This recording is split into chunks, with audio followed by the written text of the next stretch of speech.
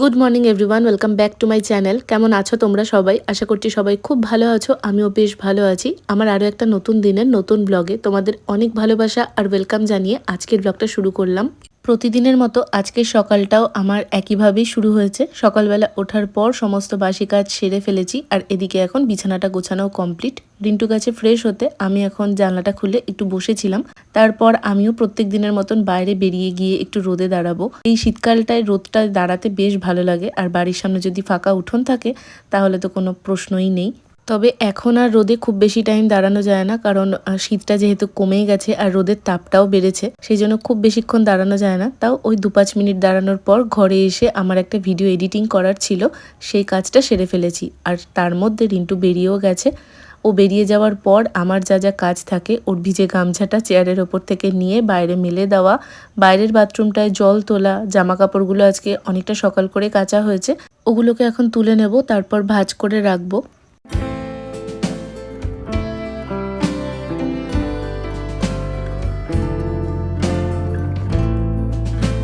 প্রতিদিন রাত্রে আমি ভাবি সকালটা হলে প্রত্যেকটা কাজ আস্তে ধীরে করব, নিজের মতন করে একটু সময় নিয়ে করব। তবে জানো তো, সকালটা যেহেতু আমি খুব তাড়াতাড়ি উঠতে পারি না, আমার উঠে কাজ শুরু করতে একটু লেট হয়, সেই জন্য মাথার মধ্যে কাজগুলো চলতে থাকে। আর তারপরে যেহেতু ইউটিউবেরও কাজ আছে, তোমরা কারা কারা বিশ্বাস করবে জানি না, তবে ইউটিউবে একটা ভিডিও এডিট করতে অনেকটা সময় লাগে।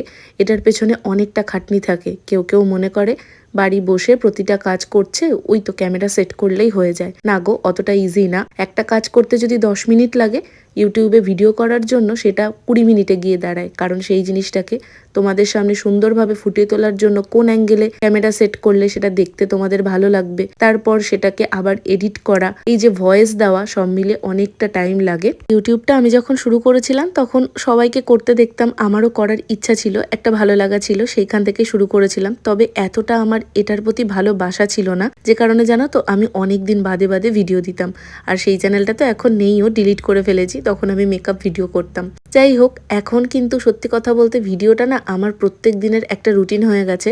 একদিন যদি আমি ভিডিও না করি আমার নিজেরই ভালো লাগে না, মনে হয় দিনটা আমি সম্পূর্ণ ওয়েস্ট করলাম, কোনো কাজ আজকে আমার হলো না। অনেক সময় হয়েছে জানো তো, আমি সারাদিনে হয়তো ভিডিও করব না ভেবে করিনি, কিন্তু সেই দিন আমি প্রচুর এডিটিং করেছি। তা সত্ত্বেও আমার মনের মধ্যে চলতে থাকে যে আমি আজকে কিচ্ছু করলাম না। এই তো গতকালই এরকমটা হয়েছে। রাত্রি 9টার সময় আমি মেকআপ ভিডিও একটা বানিয়েছি, তবে আমার স্বস্তি লেগেছে যে না, দিনটা আমি নষ্ট করিনি। তবে গতকাল কিন্তু আমি ওই একটা মেকআপ ভিডিও বানাইনি, আরও 2টো শর্টস বানিয়েছিলাম, কিন্তু ওই যে কোনো লং ভিডিও বানাইনি। আমার মনের মধ্যে হচ্ছিল কিচ্ছু শেয়ার করলাম না আমি তোমাদের সাথে, পুরো দিনটা নষ্ট হলো। যাকে ছাড়ো, অনেক কথা হয়ে গেল। এদিকে আমার জামা কাপড়গুলো তুলে নিয়ে আসা হয়েছে, এগুলোকে এখন চটপট ভাঁজ করে রাখবো।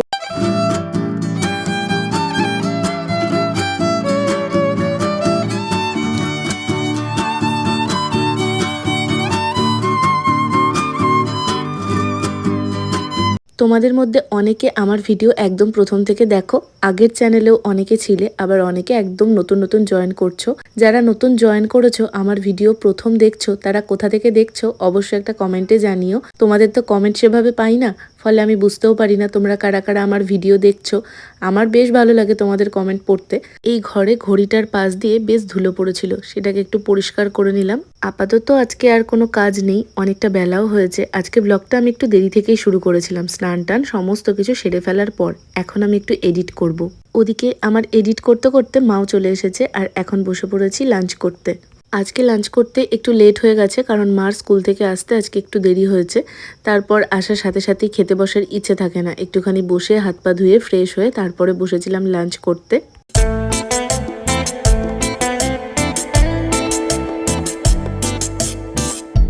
একটুক্ষণ বসেছিলাম, তারপর মনে পড়লো রিন্টু সেদিন পেয়ারা নিয়ে এসেছিল, তাই জন্য পেয়ারা কেটে নিলাম। পেয়ারা খেতে আমার ভীষণ ভাল লাগে, তবে পাকা পেয়ারার গন্ধটা আমার একদম ভাল লাগে না। কথায় কথায় একটা মেন কথা বলতেই তো তোমাদের ভুলে গেছি। আজকের ব্লগটায় দেখতে পাচ্ছ বেলা 3টে বাজছে এখন প্রায়, আমি এখনো সোয়েটার পরা। বহরমপুর যাওয়ার আগে আমি ব্লগ বানিয়ে রিন্টুর ফোনে রাখতাম, সেই টাইমে এই ব্লগটাও রিন্টুর ফোনে ছিল। তারপর তো আমি ফোন চেঞ্জ করেছি, ও ফোন চেঞ্জ করেছে, এই সব চক্করে এই ব্লগটার কথা আমি পুরোপুরি ভুলে গেছি। কালকে রিন্টু ওর ফোন থেকে কিছু ফটো ডিলিট করছিল যেগুলোর দরকার নেই, সেই ফটোগুলো ডিলিট করতে গিয়েই আমার এই ভিডিওটাও দেখতে পায়। তারপর আমাকে জিজ্ঞেস করছিল এই ভিডিওটা আমি আপলোড করেছি কিনা। আমি তো দেখে অবাক, এই ভিডিওটা আমার আপলোডই করা হয়নি, সেই জন্য নিয়ে নিলাম। যেহেতু শীতকাল আছে তাই ভাবলাম দিয়ে দিই, গরমকাল পড়ে গেলে কি এই ভিডিওটা আমি আর দিতে পারতাম? ভাবো, একটা কমপ্লিট রেডি ভিডিও, এর আগের দিন তো ওরকম একটা কমপ্লিট রেডি ব্লগ আমি ডিলিট করে ফেলেছি। আমার যে কি হয় না, মানে সত্যি কথা, এই সমস্যাগুলো আমার লাইফ থেকে গেল না। যাই হোক, এখন সন্ধ্যাবেলা ওঠার পর আমি এখানে একটু স্কিন কেয়ার করছিলাম।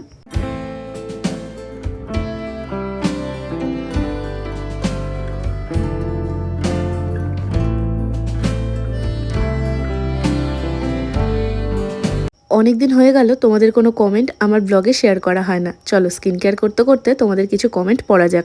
নেহা আমায় কমেন্ট করেছিলে ব্রেকফাস্টের প্লেটটা দারুণ হয়েছে, যেটা বিশাল থেকে কিনেছো বললে। আমার এই প্লেটগুলো ভীষণ পছন্দ ছিল। বিশালে যাওয়ার পর এরকম আরও 2-3টে প্লেট আমি পছন্দ করেছিলাম, কিন্তু সেদিন তো দেখেইছিলে রিন্টু কিছুতেই ওই সমস্ত আমাকে নিতে দেয়নি, তবে জোর করে এই একটা প্লেট আমি নিয়েছি। এনাক্ষী আমায় কমেন্ট করেছো খুব ভালো লাগলো, আমি লাস্ট 2 দিনের ব্লগ একসাথে দেখলাম, থ্যাংক ইউ। আমি জানি তো তুমি আমার একটা ব্লগও মিস করো না, আর যদি কখনো মিস হয়ে যায় তখন একসঙ্গে দুটো দেখে নাও। আর সত্যি কথা বলতে এই চেনা মুখগুলোর কমেন্টের অপেক্ষায় আমিও বসে থাকি। নিশা আমাকে কমেন্ট করেছো আজ ফেরার দিন, যা কাকিমা ছাড়তে যাবে তাহলে খারাপটা কম লাগবে। একদম, জানো তো ফেরার দিনটা মা আসলে আমার ভালো লাগে। আমি বারণ করি ঠিক কথাই, কিন্তু মা আসলে না মনটা অনেক কম খারাপ হয়। মনে হয় মা তো সাথেই যাচ্ছে, তখন অতটা আর খারাপ লাগে না। বা সাথে যদি রিন্টু থাকে তাহলেও অতটা খারাপ লাগে না, ওর সাথে গল্প ইয়ার্কি করতে করতে চলে আসি, বেরোনোর সময়টা একটু খারাপ লাগে। কিন্তু যখন আমি একা আসি তখন সারাটাক্ষণ আমার মনটা খারাপ করে। এদিকে পরপর 2টো বিয়েবাড়ি যাওয়াতে আমার জুয়েলারিগুলোর অবস্থা একদম নাজেহাল হয়ে গেছে, সব কিছু ওলটপালট হয়েছিল। অনেকদিন ধরে ভাবছিলাম এটা গোছাবো, তবে সেদিন আমি ফাইনালি গুছিয়েছি। আর প্রত্যেকটা জিনিস সুন্দরভাবে গোছানো থাকলে না আবার পরের বার খুঁজে পেতেও সুবিধে হয়। আর আজকে এগুলো গোছাতে বেশ অনেকটা টাইম কেটে গেছে। আমি তো কেটে কেটে ভিডিওটা তোমাদের সাথে শেয়ার করি, নাহলে তোমরা বোর হয়ে যাবে, তবে অনেকটা টাইম গেছে। এখন ভাবছি একটু পাস্তা বানাবো, তাই জন্য রান্নাঘরে চলে আসলাম।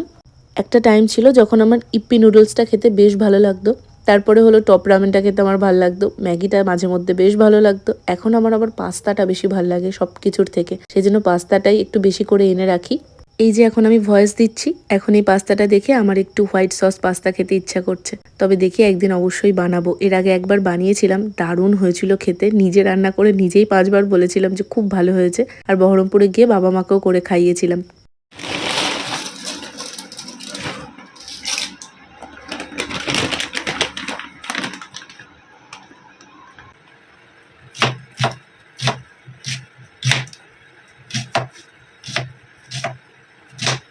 আমাদের গয়েশপুরের যে ক্যাফেটায় আমরা আগে প্রায় যেতাম, ওই ক্যাফেটাতে একবার রেড সস পাস্তা খেয়েছিলাম। এত অপূর্ব ছিল, ওপর দিয়ে ভরে চিজ দিয়েছিল, দারুণ লেগেছিল খেতে। অনেক দিন আমাদের ওই ক্যাফেটায় আবার যাওয়া হয়নি, যদি কখনো এর মধ্যে যাওয়া হয় তাহলে ডেফিনেটলি একদিন খাবো। এই যে আজকে পাস্তাটা দেখেছি, এবার লোভে লোভে আমি ঠিক চলে যাব। তবে যাই বলো, ছোটবেলায় আমাদের এসব পাস্তা ম্যাগি ট্যাগি এত কিছু ছিল না। চাউমিন ছিল, মা আলু দিয়ে বাদাম দিয়ে ফুলকপি দিয়ে মাঝে মধ্যে ডিম দিয়ে করে দিত টিফিনে, ওটা যে কি অপূর্ব লাগতো, ওই স্বাদটা সত্যিই আলাদা ছিল। আমার মা চাউমিনটা বেশ ভালো করে, আর সমস্ত কিছু দিয়ে বানায় তো আরও ভাল লাগে। ম্যাগিটাও মা এত সুন্দর ফ্রাইড করে বানায়, ওটাও বেশ ভালো লাগে। আসলে মার হাতে সব রান্নাই খুব টেস্টি হয় বলো।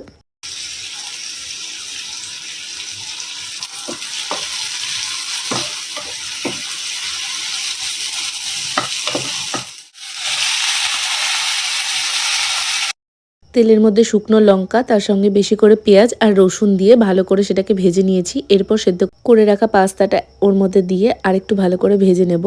সামান্য পরিমাণ হলুদ দিয়েছি, তোমরা চাইলে হলুদটা স্কিপ করে দিয়ে সয়া সসও দিতে পারো, তবে মা খেতে চায় না ওই সসগুলো দিলে, সেই জন্য দিইনি। ব্যাস আর কি। এরপর একটুক্ষণ ভালো করে ভাজা ভাজা করে নিয়ে সস দিয়ে নামিয়ে নেব। তবে সসটা আমি একদম লাস্টে দিই, চিলি সসটা না আজকে দিতে ভুলে গেছিলাম। তবে খেতে কিন্তু খুব একটা মন্দ হয়নি। আর সত্যি কথা বলতে এই টাইমটায় এত প্রচণ্ড খিদে পেয়ে যায়, মনে হয় যেটা খাচ্ছি সেটাই অমৃত লাগছে। মাকে দিয়ে আসলাম, এরপর নিজের জন্য তুলে নিচ্ছি।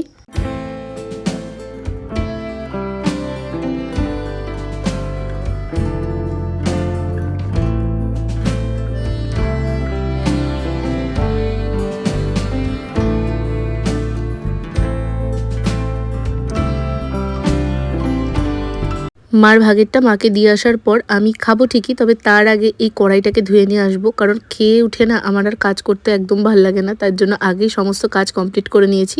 তারপর দেখো ব্ল্যাঙ্কেটটা খোলা ছিল, ওটার মধ্যেই ঢুকে বসেছি। মাকেও একটু ফোন করলাম, এখন খাওয়াটা এনজয় করব।